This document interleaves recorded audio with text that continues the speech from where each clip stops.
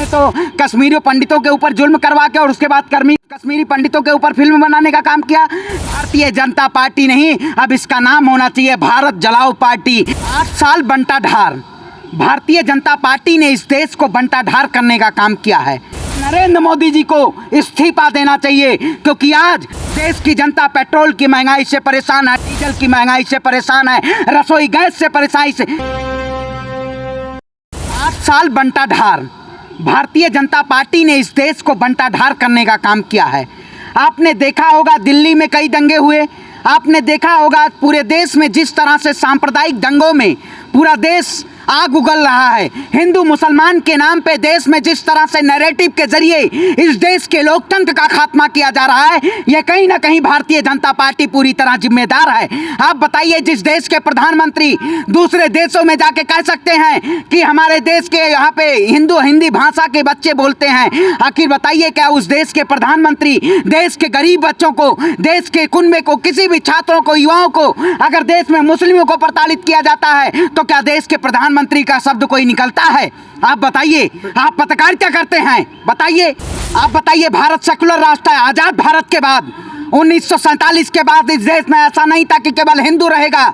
ये भारत एक ऐसा देश था जो सभी के आस्थाओं का देश था, लेकिन भारतीय जनता पार्टी ने इसको कुछ अपने चंद उसके लिए, फायदे के लिए, इस देश को तोड़ने के लिए भारतीय जनता पार्टी का नया एजेंडा आ गया है। भगवाकरण, तुष्टीकरण, एकीकरण, और ये सीधे तौर पे इस देश को एक ऐसे आयाम पे ले जाना चाहती है। ये कहीं ना कहीं आप विश्वगुरु बनाना चाहते हैं, विश्वगुरु बना रहे हैं आपने इस देश को विश्वगुरु बना दिया है। आप जिस तरह से देखे होंगे, जिस तरह से भगवा के नाम पे कहीं ना कहीं आपने देखा होगा, कोई भी आप धार्मिक स्थलों को पिटीशन डाल के और वो कहता है कि मस्जिद के नीचे मंदिर है। आखिर हिंदुस्तान में क्या और सारे मुद्दे नहीं हैं? और सारे गले मुद्दों को उजागर करके इस देश में युवाओं को रोजगार देना चाहिए। लेकिन शायद प्रधानमंत्री जी मोदी जी को अगर चुनाव से समय मिल गया हो, अगर देश में जब जब चुनाव आ जाता है तो इनके देश में राज्यों के दौरे चालू हो जाते हैं। यही सरकार कहती थी 5 ट्रिलियन इकोनॉमी की बात करती थी, यही सरकार देश की जनता के लिए सबका साथ, सबका विकास, सबका विश्वास, सबका प्रयास का नारा देती थी। लेकिन आज भारतीय जनता पार्टी के लिए एक कबीरदास जी का दोहा बहुत सटीक बैठता है, हिंदू कहे मोहे राम पियारा, तुर्क कहे रहमान, आपस में दोलर मरे मरन न जाना को। आखिर आपस में चोंच लड़ाने का काम कर रहे हैं।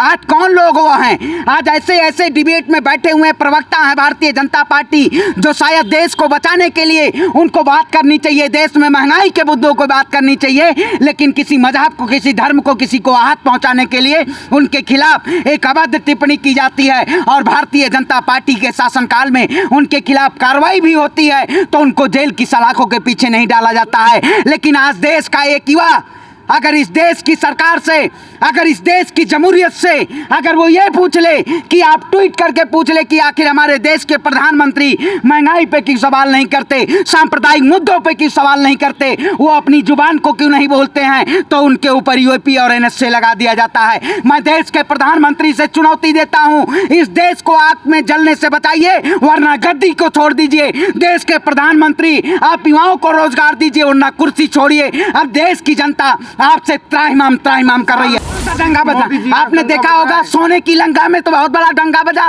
भारत सोने की चिड़िया कही जाती थी, सोने की चिड़िया को इन्होंने आज किस तरह बना दिया है। आज बताइए, एक दूसरे को हिंदू और मुसलमान के नाम पे एक ऐसी खाई, एक ऐसा नफरत का खीर परोसने का काम किया जा रहा है। क्या ये देश के लिए सही है?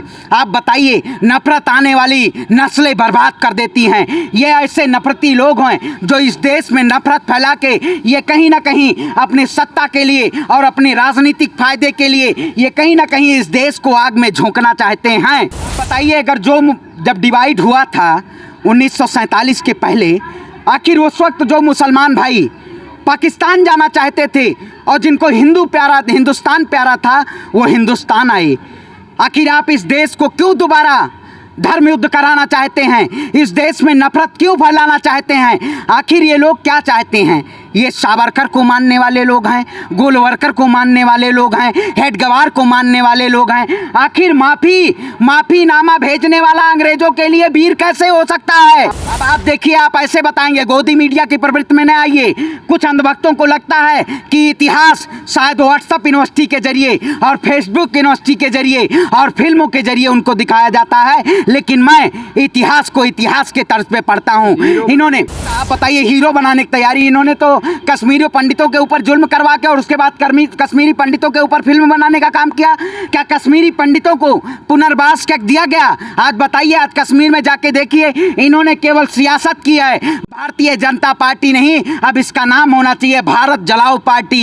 इन्होंने भारत की जनता को, आज देश की जनता त्राहिमाम कर रही है, देश की जनता सड़कों पे उतरने पे मजबूर है, लेकिन डरा के आप कब तक सत्ता में रह लेंगे? आपने देखा होगा जिस तरह से इन्होंने बुलडोजर के जरिए, यूएपीए के जरिए, एनएसए के जरिए, ईडी के जरिए, सीबीआई के जरिए इस देश की जनता को डराना चाहते हैं, लेकिन मैं युवाओं को हौसले को बुलंद करूंगा। इस देश का युवा न डरा है, न डरेगा, न झुकेगा, इस सत्ता को मुंह तोड़ जवाब देने का काम करेगा। देखिए, आप कहते हैं गलत फहमी मत पालिए, शेर पालो या गधा पालो, लेकिन गलत फहमी मत पालो। ये वही लोग, अंधभक्त लोग हैं, जो ये कहीं ना कहीं कुछ दिन पहले हर हर मोदी का नारा लगाते थे, लेकिन आज कोई पिटीशन डाल दिया ज्ञानवापी मस्जिद का तो इनको हर हर महादेव याद आ गया। लेकिन हम, भगवान हमारे आराध्य हैं, हम हमेशा हर हर महादेव और जय सिया राम का हमेशा स्लोगन करते रहे हैं। लेकिन कुछ लोग, आपने देखा होगा, विनायक दामोदर सावरकर, जिन्होंने 1995 में राष्ट्रीय स्वयं संघ के पहले अध्यक्ष थे, उन्होंने एक हिंदुज्म और हिंदुत्व का एक स्लोगन दिया था। आखिर वो हिंदुत्व जो इस देश में नफरत फैला जाता है, जो देश में युवाओं को हाथ में झंडा देकर और मस्जिदों पे फहराने का काम किया जाता है। देखिए, many issues manufacture by BJP and targeting मुस्लिम।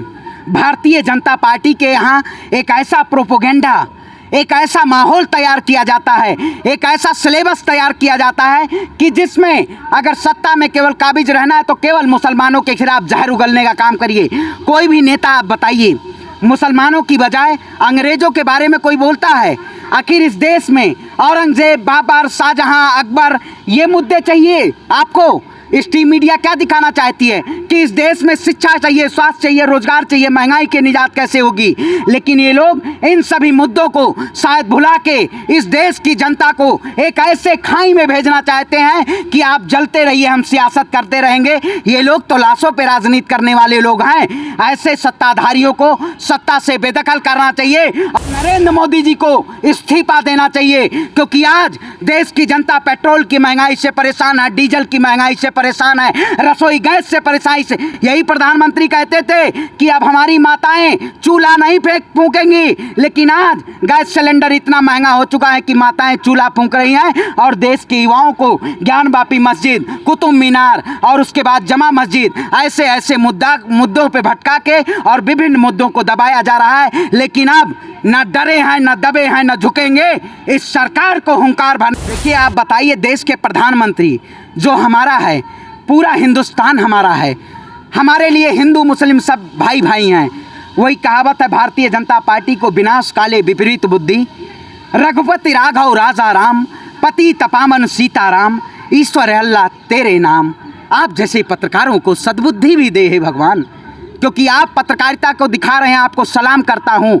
लेकिन इस देश में एक गिद्ध मीडिया की जो पत्रकारिता इस देश में दिखाई जा रही है, ये कहीं ना कहीं लोकतंत्र के चौथे स्तंभ का खात्मा है। और जिस तरह से कार्यपालिका, न्यायपालिका, विधायिका को ये सरकार अपने अधीनस्थ करके और इस देश में लोकतंत्र का खात्मा करके राजतंत्र लागू करना चाहती है, इस मीडिया क्यों ना कहा जाए? आप बताइए, लश्कर नोएडा कौन है? जो लोग ये धर्म के नाम पे इस देश को तोड़ने का काम करते हैं। इन्होंने आज तक और बड़े बड़े जो चैनल हैं, ये लोग क्या काम करते हैं? केवल हिंदू मुसलमान की खबरों को दिखाने का काम करते हैं।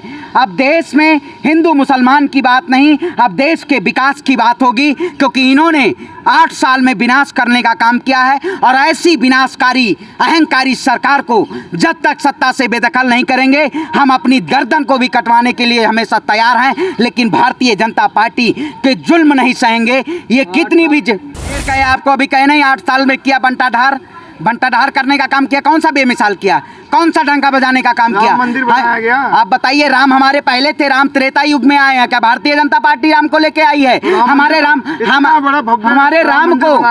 राम को इन्होंने कितने दिन इन्होंने कैद करके रखा? 50 साल से ज्यादा अपनी राजनीतिक रोटियां सेकने का काम। इनके पास अगर मुद्दे नहीं होंगे तो ये भगवान राम को भुनाने का काम करेंगे। उसी तरीके से ये हमारे शिव जी को भी कैद करना चाहते हैं, लेकिन अब हम इनको कैद नहीं होने देंगे। हमारे भगवान त्रेता युग में भी हैं, हमेशा रहेंगे। आज तक कल हम सनातन धर्म को मानने वाले लोग हैं, लेकिन हिंदू के नाम पे ऐसे व्यापारियों का खात्मा होना चाहिए।